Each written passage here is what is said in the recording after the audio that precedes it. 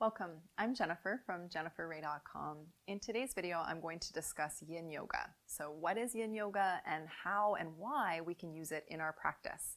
I hope you enjoy. The practice of yoga comes from varied traditions in ancient India. Mostly what we practice today as yoga, we can trace back, at least in part, to the Hatha Yoga tradition.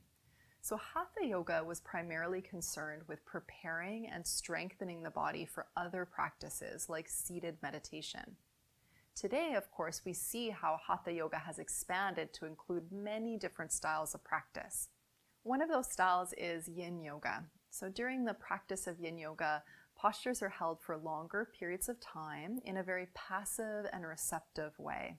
Most of the Yin Yoga poses are done on the floor. Now this helps to target specific tissues, it helps to increase circulation, and it really helps to aid in mobility.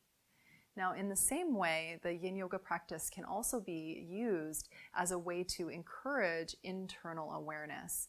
So during Yin Yoga, because of the gentle and soft approach, there can be time and space to turn our attention towards contemplation, towards meditation, and towards breath work or pranayama.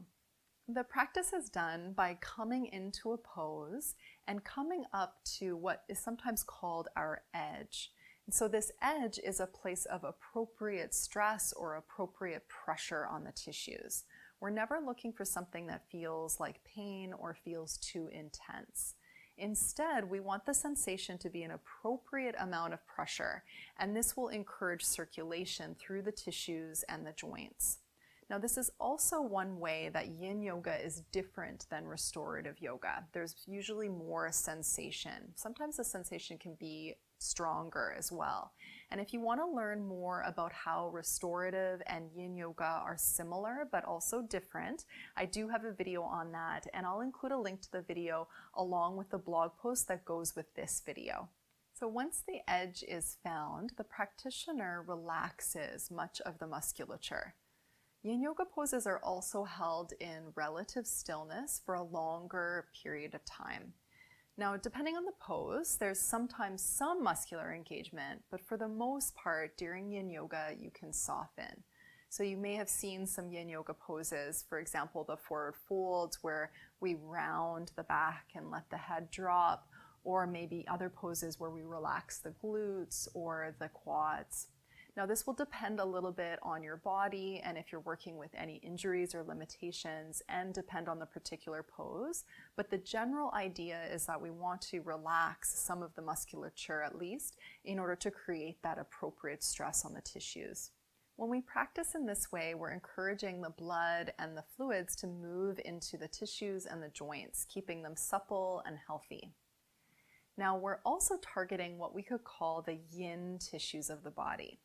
Versus when we do an active practice, we're targeting more of what we would call the yang tissues, which are mostly the bigger muscle groups. Yin Yoga has the potential to calm the nervous system. We can develop our meditation practice during the longer holds. And Yin Yoga is also believed to increase circulation through the meridian system. Now, all movement, actually, all of our yoga practice can target the qi in the meridians, but in particular, the Yin Yoga practice encourages the qi and the blood to move into the deeper layers and structures of the body.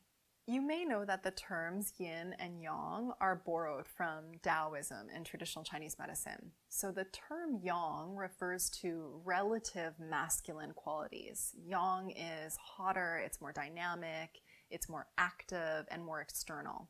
Whereas yin refers to relative feminine qualities. So things like being more passive, slower, more internal, and more gentle. Most physical styles of yoga today focus more on a yang approach, whereas of course the Yin Yoga style focuses more on this yin approach. Now the term Yin Yoga was more recently coined, and it refers to a very specific style of practice. That being said, a slower, more contemplative approach to the yoga practice, a more yin approach you could say, has been around for a very long time. You could also say that there are many ways to bring this yin quality into your yoga practice other than the just classic yin yoga poses.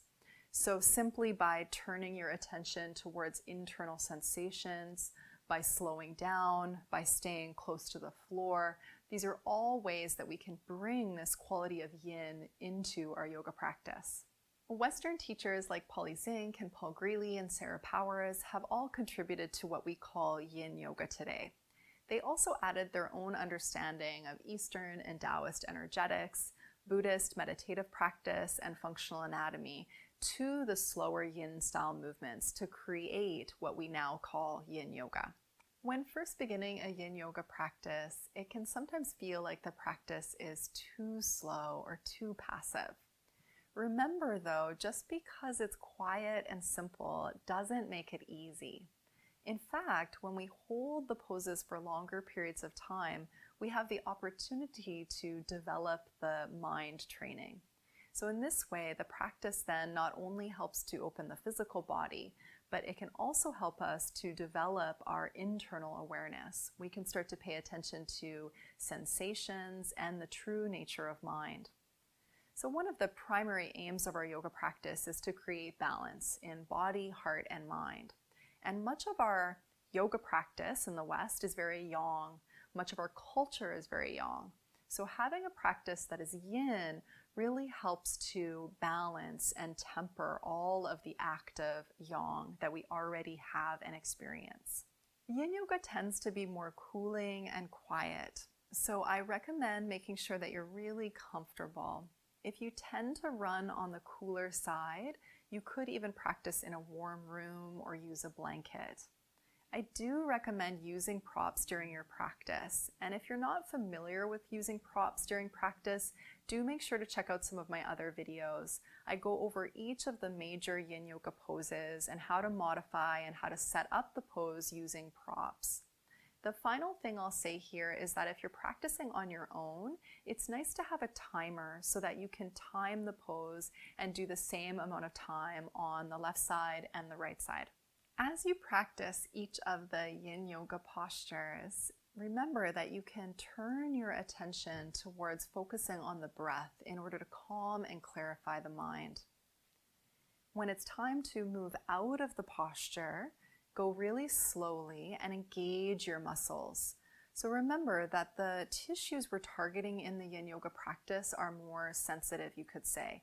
And so you want to give the body some opportunity to adjust as you exit the pose.